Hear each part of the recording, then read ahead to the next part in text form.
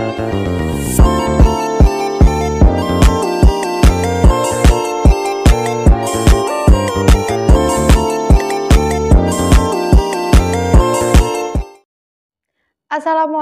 warahmatullahi wabarakatuh.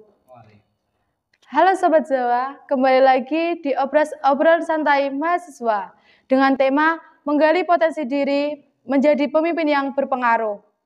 Bersama saya Iza Uzahra sebagai moderator. Kali ini saya ditemani oleh narasumber kita hari ini, Mas Muhammad Nizarul Asrar sebagai Ketua Umum HMPS Manajemen Zakat dan Wakaf periode 2023-2024.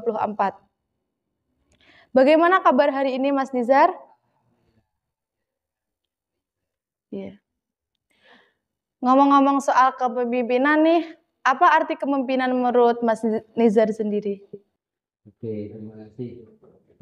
Jadi kepemimpinan itu adalah sebuah proses dalam sebuah organisasi yang dimana pemimpin dalam organisasi tersebut itu mempengaruhi dan memberi contoh kepada anggotanya untuk mencapai sebuah tujuan dalam organisasi. Jadi saya menyimpulkan itu arti kepemimpinan dalam sebuah organisasi itu adalah bagaimana ketua tersebut memberi contoh untuk bagaimana organisasi tersebut dalam mencapai tujuan.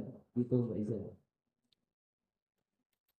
Bagaimana sih cara mengembangkan suatu kepemimpinan yang baik? Oke, untuk kepemimpinan yang baik itu saya itu memiliki sebuah prinsip, yaitu seorang ketua itu tidak bisa diintervensi dan diperintah oleh siapapun kecuali dipengaruhi oleh saran dan kritik dari anggota tersebut. Jadi untuk mengembangkan suatu organisasi, untuk mengembangkan suatu kepemimpinan yang baik itu saran dan kritik dari anggota itu sangat diperlukan oleh seorang pemimpin. Jadi bukan hanya pemimpin yang saja yang bergerak untuk menciptakan pola kepemimpinan yang baik, tapi juga sokongan dan dukungan dari anggota untuk memberikan saran dan dukungan, kemudian kritik kepada seorang pemimpin itu sangat berpengaruh untuk membuat sebuah pola kepemimpinan yang baik dalam organisasi. Baik. Dalam suatu kepemimpinan, bagaimana seorang pemimpin dapat dikatakan berhasil memimpin anggotanya? Oke, terima kasih. Bagaimana seorang pemimpin dikatakan berhasil memimpin anggota? Jadi sebagaimana prinsip saya tadi, yaitu seorang pemimpin itu tidak dapat diganggu diperintah oleh siapapun kecuali saran dan kritik dari anggota.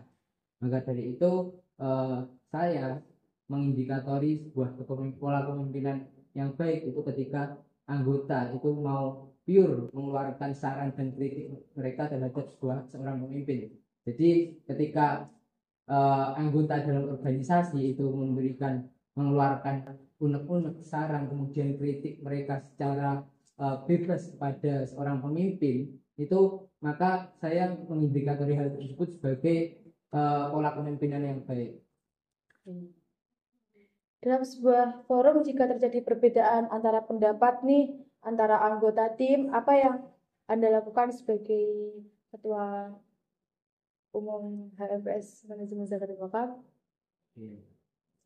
Jadi kita tidak bisa menafikan crash, kemudian perbedaan pendapat, kesalahpahaman dalam sebuah organisasi. Kenapa? Karena dalam organisasi itu bukan tentang satu dan dua orang saja, tapi tentang banyak orang yang ada di dalam organisasi tersebut. Jadi dengan banyak orang tersebut pasti terdapat pola pemikiran yang beda, pendapat yang berbeda, kemudian keinginan yang berbeda-beda pula. Maka dari itu pasti ada yang namanya perbedaan pendapat, perselisihan keinginan, kemudian kesalahpahaman, itu pasti ada. Nah, disitulah peran dari seorang pemimpin sebuah organisasi itu menjadi sebuah titik tengah dari jalan yang berbeda-beda tadi. Jadi bagaimana pemimpin tersebut mengambil sebuah keputusan yang dimana keputusan tersebut tetap sejalan dengan tujuan organisasi, tapi titik tengah tersebut, solusi tersebut itu tidak menjatuhkan salah satu anggota dari organisasi tersebut. Menurut Mas Nizar nih, apa keahlian yang harus dimiliki seorang pemimpin? Oke, untuk keahlian dari seorang pemimpin itu saya rasa hampir semua orang itu memiliki kemampuan untuk menjadi pemimpin, tapi tentang bagaimana mereka itu mau membangun, mereka itu mau menciptakan sebuah kepemimpinan. Jadi hal apa yang diperlukan untuk menjadi pemimpin yang sangat vital bagi saya adalah keberanian untuk mengambil keputusan kemudian mempertanggungjawabkannya.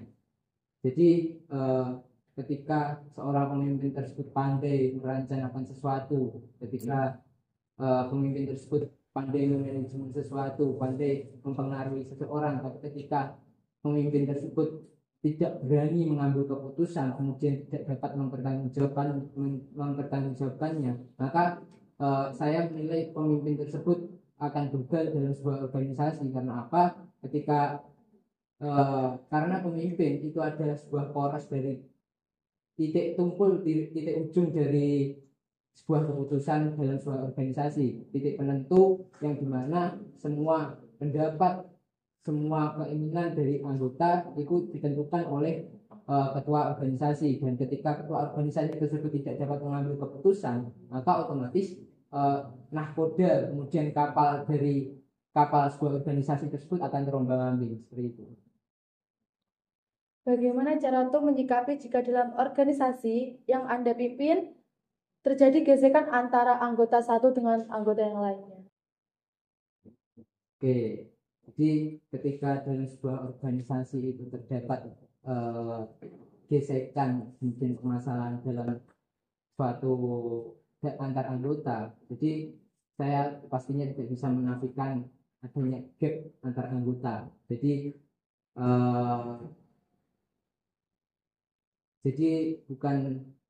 pasti ada gap antar anggota yang dimana gap tersebut menjarak antara mereka yang lebih senior, kemudian mereka yang baru bergabung, itu pasti ada. Terus bagaimana kita itu mengambil solusi untuk mengatasi hal tersebut? Maka solusinya itu tidak bisa diambil oleh ketua organisasi tersebut, tapi solusinya adalah bagaimana menciptakan kesadaran dalam anggota, bagaimana menciptakan mereka memiliki kesadaran bahwa profesionalitas dalam tugas, profesionalitas dalam kegiatan itu sangat penting, yang mana ketika mereka di luar memang ada masalah satu sama lain, tapi ketika mereka di dalam organisasi mereka harus profesional. Maka bagaimana seorang pemimpin tersebut menciptakan sebuah rasa profesionalitas antar anggota dalam organisasi. Menurut Mas Nizar nih, apakah periode kali ini bisa meneruskan tonggak estafet kabinet sebelumnya, dan terobosan baru apa yang akan Mas Nizar buat untuk satu periode ke depan? Oke, terima kasih. Yang pastinya saya optimis sekali bahwa periode tahun ini itu akan melebihi dari periode sebelumnya. Karena apa? Karena saya menganggap bahwa seluruh anggota yang ada di kepengurusan saya pada periode ini itu adalah mereka yang terpilih dan mereka yang terbaik. Kemudian terobosan baru apa yang akan saya buat untuk mendobrak HMPS sendiri. Jadi untuk mendobrak pengurusan periode ini, program kerja baru yang saya rencanakan itu ada beberapa program unggulan yang saya rencanakan, yaitu yang pertama gerakan wakaf 1000, yang dimana gerakan wakaf 1000 ini nanti akan kami sosialisasikan terlebih dahulu di lingkup Prodi Mahasiswa sendiri. Ketika Prodi sudah berjalan, maka akan kami naikkan ke tingkat fakultas. Kemudian ketika fakultas berjalan, kita naikkan setara universitas atau keseluruhan dari kampus UIN Said Ali Rahmatullah sendiri. Jadi nanti konsepnya kami akan membuat sebuah kotak yang dimana kami tuliskan Gerakan Wakaf 1000. Jadi nanti setiap orang yang ingin berwakaf Rp1.000 atau lebih itu bisa mempercayakannya kepada kami melalui kotak tersebut, yang mana nanti dana Gerakan Wakaf 1000 nanti akan kami kumpulkan di akhir periode dan akan kami akumulasikan seluruhnya, dan kami akan setorkan wakaf uang ini kepada BWI Jawa Timur, yang mana wakaf uang nanti itu diatasnamakan Win Said Ali Rahmatullah Tulungagung. Kemudian program kerja selanjutnya itu ada Mazawa Mengabdi, yang mana nanti mahasiswa dari program studi manajemen zakat dan wakaf ini akan mengabdikan dirinya kepada masyarakat, bertempat pada BWI untuk membantu proses sertifikasi tanah wakaf untuk mempermudah masyarakat dalam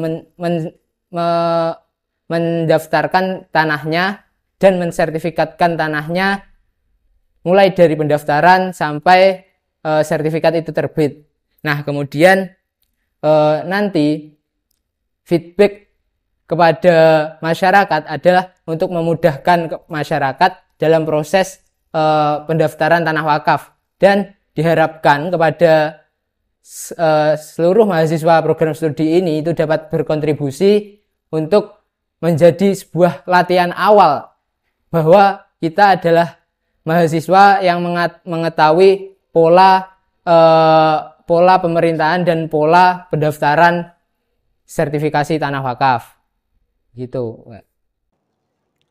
Dalam periode kali ini, Mas Nizar pasti punya sebuah harapan untuk menjadikan organisasi yang Mas Nizar pimpin lebih dan lebih baik dari sebelumnya. Nah, kira-kira apa harapan dan pesan yang ingin Mas Nizar sampaikan kepada anggota HMPS tahun ini? Oke, untuk harapan, pastinya harapan itu banyak sekali dan tinggi sekali. Jadi, kalau harapan saya pribadi itu Ketua Umum HMPS Manajemen Zakat dan Wakaf itu bukan berkutat lagi pada mengurusi program kerja, tapi lebih berkutat pada penyelesaian masalah internal dan eksternal, entah itu dalam hubungan menjaga hubungan baik dalam hal internal dan eksternal. Kemudian harapan saya itu HMPS Manajemen Zakat dan Wakaf itu dapat autopilot dalam hal program kerjanya. Jadi dapat berjalan sesuai divisinya masing-masing. Nah, kemudian harapan dan saran dari saya yang lain adalah saya sebagai Ketua Umum HMPS Manajemen Zakat dan Wakaf itu bukanlah orang yang pintar. Saya bukan orang yang berbakat. Kita di sini sama-sama belajar, kita di sini sama-sama memulai pengalaman dari sebuah organisasi yaitu HMPS Manajemen Zakat dan Wakaf. Jadi saya harap marilah kita sama-sama bangun HMPS ini, kita bangun organisasi ini, kita ciptakan sebuah lingkungan organisasi yang baik, kita ciptakan sebuah pola organisasi yang baik, dan pesan terakhir saya bukan tentang siapa yang menggebu-gebu di awal, tapi tentang siapa yang istiqomah sampai akhir. Itu saja dari saya. Ya, baik. Jadi saya sedikit menyimpulkan dari jawaban Mas Nizar bahwa setiap orang itu memiliki kemampuan untuk memimpin, dan tapi pastinya dengan pola kepemimpinan yang berbeda-beda. Dan satu yang saya ingat adalah tidak ada yang bisa mengintervensi atau mengatur pemimpin selain saran dan kritik dari anggota. Terima kasih untuk narasumber kita hari ini, Mas Muhammad Nizar Asrar, yang telah berkenan hadir di acara Obras kali ini. Saya Iza Uzahra sebagai moderator pamit undur diri. See you next time. Terima kasih. Wassalamualaikum warahmatullahi wabarakatuh.